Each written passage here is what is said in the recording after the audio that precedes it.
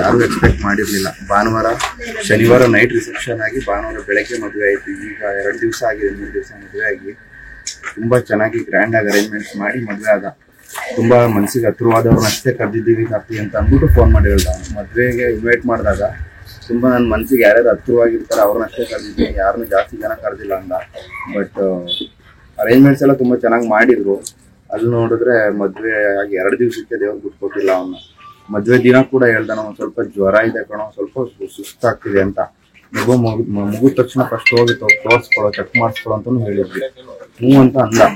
ಅದಾದ್ಮೇಲೆ ಎಲ್ಲ ಮುಗೀತು, ಚೆನ್ನಾಗಾಯ್ತು. ಮದುವೆ ಏನು ತೊಂದರೆ ಆಗಿಲ್ಲ, ಎಲ್ಲ ಚೆನ್ನಾಗಾಯ್ತು. ಸಡನ್ ಆಗಿ ನಿನ್ನೆ ಸಂಜೆ ನೈಟ್ ನೋಡಿದ್ರೆ ಈ ತರ ಕೇಳ್ಪಟ್ವಿ. ಸೊ ಇದನ್ನ ನಮಗೂ ಅರ್ಸ್ಕೊಳಕ್ ಆಗ್ತಿಲ್ಲ, ಏನಾಗ್ತಿದೆ ಅಂತ ಅಂದ್ಬಿಟ್ಟು. ಈ ಯಂಗ್ ಏಜ್ ಅಲ್ಲಿ ಈ ತರ ಎಲ್ಲ ಆಗೋದನ್ನ ಅವ್ರ ತಾಯಿ ಯಾವ ತರ ಡೈಜೆಸ್ಟ್ ಮಾಡ್ಕೊಂತಾರೆ, ಈಗ ಮದುವೆ ಬೇರೆ ಅವ್ರದ್ದು ಹೆಂಡತಿ ಯಾವ ತರ ಡೈಜೆಸ್ಟ್ ಮಾಡ್ಕೊಂತಾರೆ ಅನ್ನೋದನ್ನ ನಮ್ಗೆ ನೆನ್ಸ್ಕೊಳಕ್ಕೂ ಆಗ್ತಿಲ್ಲ.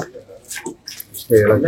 ಅಲ್ಲ, ಇದು ಇಷ್ಟು ಶಾರ್ಟ್ ಟೈಮ್ ಅಲ್ಲಿ ಆಯ್ತಲ್ಲ, ಏನು ಅಂತೀರಿ ಹಾರ್ಟ್ ಅಟ್ಯಾಕ್? ಅದೇ ಇಷ್ಟು ಶಾರ್ಟ್ ಟೈಮ್ ಅಲ್ಲಿ ಅಂತ ಅಂದ್ರೆ ಅದು ಹಾರ್ಟ್ ಅಟ್ಯಾಕ್ ಆಯ್ತು. ಕಾರ್ಡಿಯಾಕ್ ಅರೆಸ್ಟ್ ಅಂತ ಅಂದ್ರೆ ಬೇರೆ. ಕಾರ್ಡಿಯಾಕ್ ಅರೆಸ್ಟ್ ಆದ್ರೆ ನಮ್ಗೆ 1 ರಿಂದ 2 ಗಂಟೆ ಟೈಮ್ ಕಾಲಾವಕಾಶ ಇರುತ್ತೆ ಇದೇ ನಾವು ಬಂದ್ಮೇಲೆ.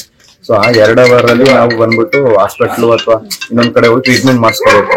ಇದು ಬಂದ್ಬಿಟ್ಟು ಅವ್ರು ಹೇಳ್ತಿರೋ ಪ್ರಕಾರ ಈ ಸಡನ್ ಆಗಿ ಎದೆ ನೋವು ಬಂತು. ಎದೆ ನೋವು ಬಂದ್ಮೇಲೆ ಅವರು ಇಮಿಡಿಯೇಟ್ ಹಾಸ್ಪಿಟ್ಲ್ ಶಿಫ್ಟ್ ಮಾಡ್ಕೊಂಡಿದ್ದಾರೆ ವಿದಿನ್ ಹಾಫ್ ಎನ್ ಅವರ್.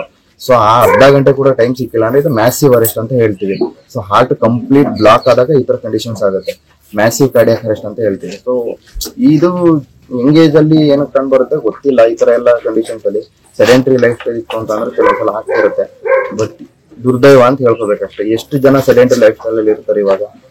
ಅಂದ್ರೆ ನಾವು ತಿಂತಾ ಇರೋ ಆಯಿಲ್, ನಾವು ತಿಂತಾ ಇರೋ ಅನ್ನ, ಇದೆಲ್ಲದ್ರಲ್ಲೂ ನಮ್ಗೆ ಒಳ್ಳೆ ಅಂಶಗಳು ಇಲ್ಲದೆ ಇರೋದ್ರಿಂದ ಇದ್ರ ಹಾರ್ಟ್ ಬ್ಲಾಕೇಜ್ ಕಾಣಿಸ್ಕೊಳ್ಳುತ್ತೆ ಅಂತ ಎಲ್ಲಾ ಕಡೆನೂ ಡಾಕ್ಟರ್ಸ್ ಅಭಿಪ್ರಾಯ ಇದು.